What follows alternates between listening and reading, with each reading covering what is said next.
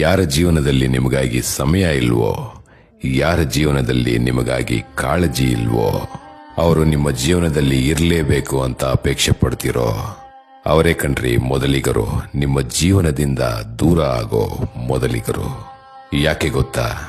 ನೀವು ಅವರಿಗೆ ಸುಲಭವಾಗಿ ಸಿಕ್ಕರಲ್ಲ. ಅದಕ್ಕೆ ನೀವು ಸರಿ ಅಂತ ಮಾಡಿದ ತಪ್ಪುಗಳು ಏನ್ ಗೊತ್ತಾ?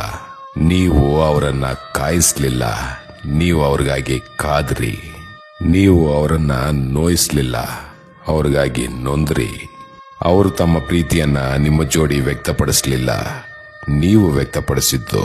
ಈ ಕಾಯೋ ಕಾಯಕಕ್ಕಿಂತ ನೀವು ಕಾಯಿಸೋ ಕಾಯಕವನ್ನ ಮಾಡಿದ್ದಿದ್ರೆ ಅವರು ನಿಮ್ಮನ್ನ ಬಿಟ್ಟು ಹೋಗ್ತಿರ್ಲಿಲ್ಲ. ಮನುಷ್ಯನ ಮನಸ್ಸು ಒಂಥರ ವಿಚಿತ್ರ ಕಣ್ರಿ. ಸುಲಭವಾಗಿ ಸಿಕ್ಕ ಕೂಡಲೇ ನಿರ್ಲಕ್ಷಿಸ್ತಾರೆ. ಇದೇ ದುರ್ಲಭ ಆದ್ರೆ ಅದರ ಹಿಂದೆ ಬೀಳ್ತಾರೆ. Human psychology.